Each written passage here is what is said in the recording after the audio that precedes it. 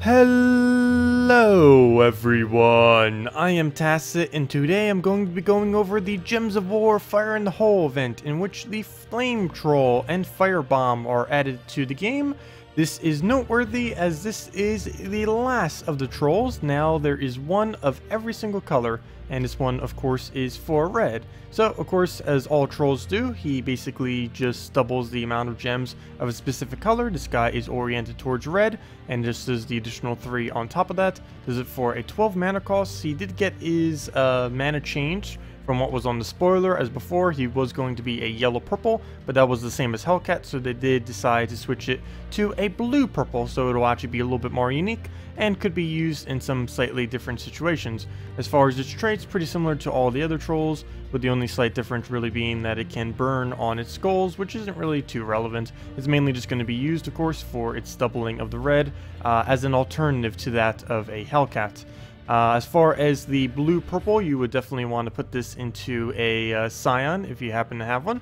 Probably the absolute best thing you can really get, as it will be able to get the mana drains down whenever you end up taking a skull, and is a pretty good utility to have for Guild War days. So as far as the Firebomb, this thing is quite unique. It's a little bit like a bomb bot, except different.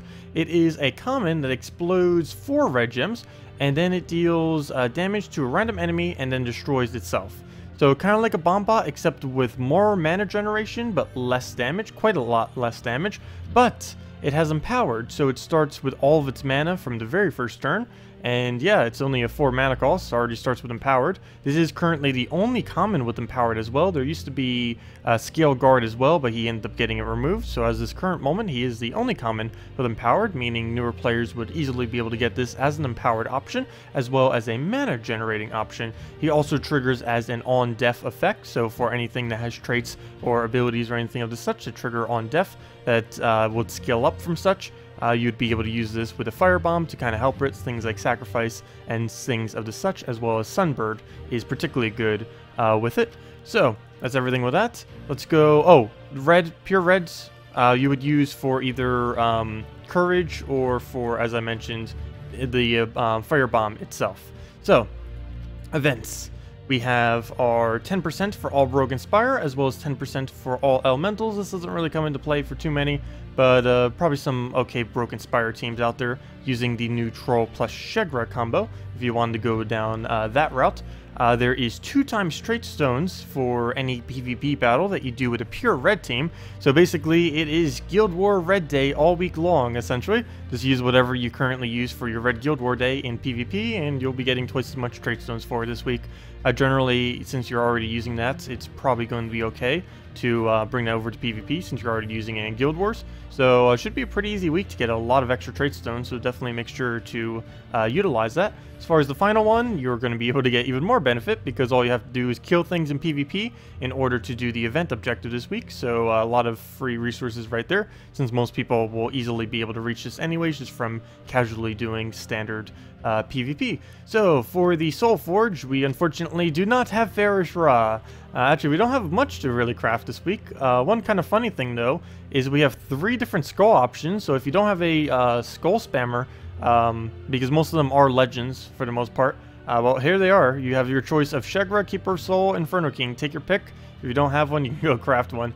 There's definitely plenty. Shegra is also in the event key drop pool, of course, right now as well. So if you've been needing a Shegra, there are multiple different ways that you could obtain one this week. As far as everything else, there really isn't anything unless you want to get the Umber Wolf. He was available just a couple weeks ago during Halloween. I don't even think he's in the key drop table yet, so if you haven't gotten yourself one of those, you could possibly craft yourself one. As far as the mythics though, they are almost the definition of the 4 worst mythics in the game right now, except Dratnar. He actually got buffed, so he's actually not the worst anymore. But yeah, don't. Bottom line is don't. They are pretty bad this week.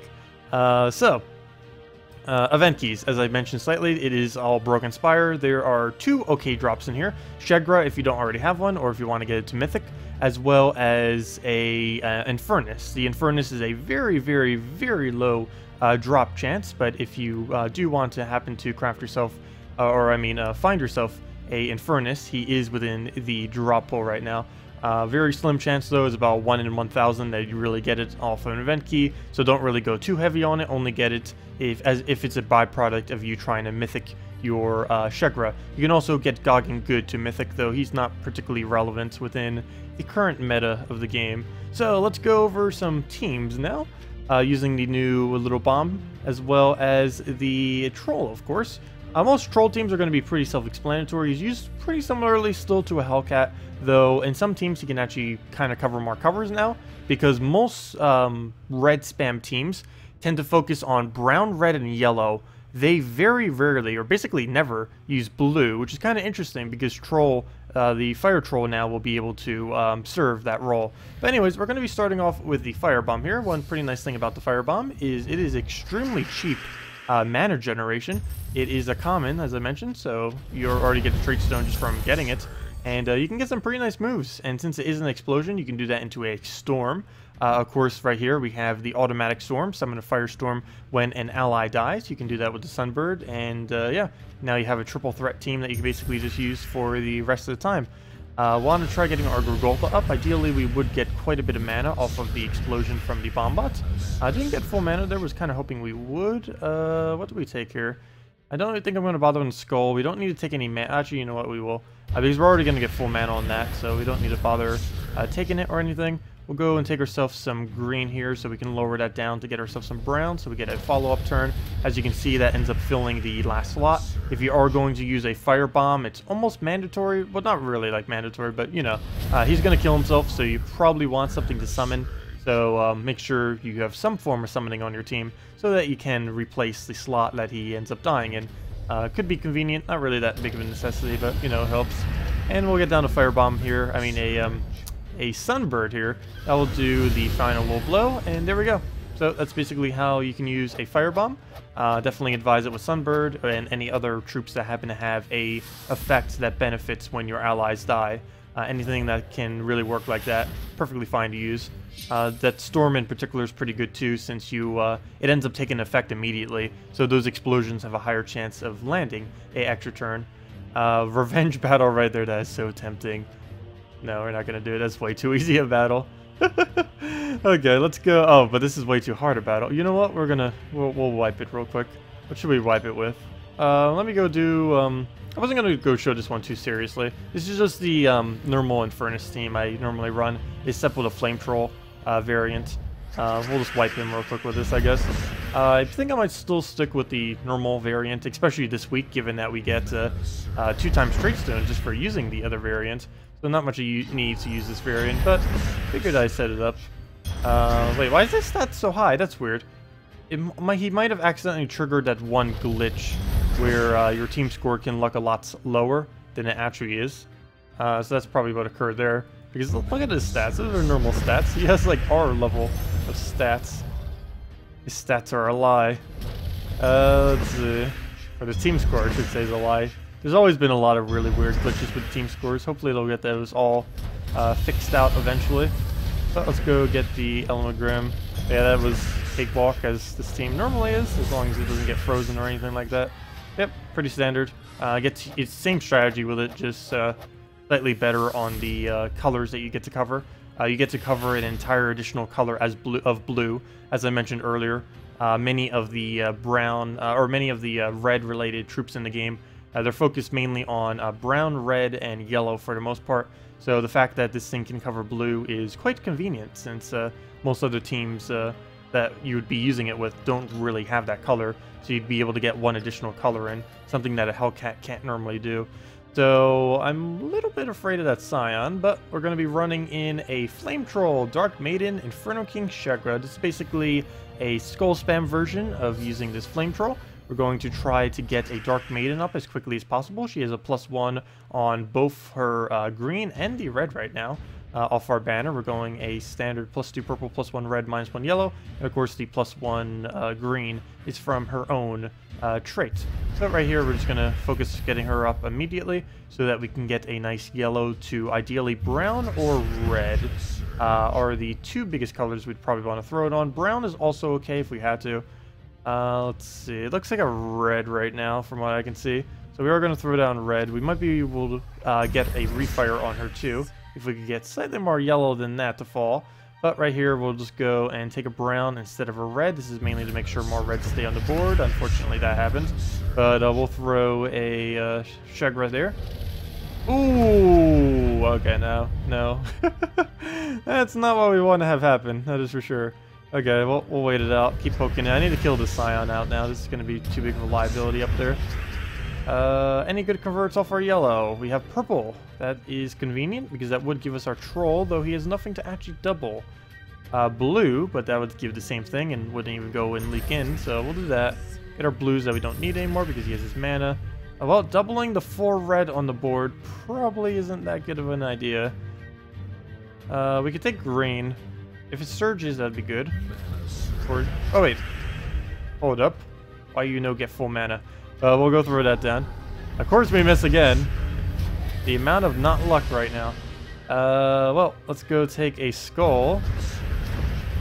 Come on, one more little poke. Take that out. Get our little bit of mana there. There's our full. Okay, here's our comeback time. So we'll wait on, or do we throw double red now? We have nothing else to actually fill that into at the moment. So I believe we do go a Shegra. Hopefully get Dark Maiden onto purple so we can fill that up. And then kind of go from there. So throw that down. That would have missed. Okay, it looks like we should be able to get the convert right there, please. That one that we end up getting ruined it slightly. Oh no, but we have it right there, so it will work out. So we'll throw this on purple. That'll give us the last mana we need for our Inferno King. That goes all the way to top. Ideally, we'd have alignment right here, and we do. Right in the corner right there. So we'll throw that down. That allows us to refire on Shegra, and if we don't have him up, we can just throw the Troll right here. And that appears to be what we'll have to do. And we did miss again, as the theme of this battle appears to be. So we'll go throw that up. That will get us the Shegra cast. Throw that out. As soon as we take another skull right there, get our purples, start getting another Inferno King, get another double. A little bit annoying having to always lose all of our browns like that. I mean, all of our reds like that. It is basically how a Shegra works, though. But as long as you have the troops to back it up, it'll be fine. Dark Maiden. Can we do something with you? Yeah, we'll do that to purple again. And that will give us an Inferno King, and we could pretty much just overkill him with that. And that is match. And if it wasn't, we had a Shegra available. Yep, that is the 2 new troops. I'm actually kind of surprised that I kind of like the Firebomb a little bit more than the new Troll. I was expecting that new Firebomb to be kind of useless, but I don't know, it's kind of niche. It gets a pretty decent amount of mana. It's not like an Elspeth, but the fact that it makes explosions can sometimes be better than Elspeth, depending on if the color that you wanted to do wasn't really populated on the board. Like if you get a starting board that only has like 6 colors of what you wanted, and you try Elspething that, that's probably going to miss and just give the enemy a bunch of mana. Whereas a Bombot probably, more often than not, won't give as bad of a negative effect if it does end up failing a little bit. So anyways, yep, those are the 2 new troops. Definitely quite a bit of fun. Definitely opens up quite a bit more options. And I didn't really go over it that much, but of course, as I mentioned, just using a standard red team will give you 2 times as many Traitstones. So something like this, Rock Troll, Dark Troll, Element Grim, and Furnace, even though we have a different variation that we can do this week, I'm probably going to be throwing this on most battles, simply because we get twice as many Traitstones. And it doesn't give you 2 separate Traitstones, it just gives you the same Traitstone twice, as it always does. But anyways, guys, that'll wrap it up for this video. If you guys still have any other questions, feel free to leave it in the comment section below. Thank you all so much for watching, and have a wonderful week. Goodbye, everyone.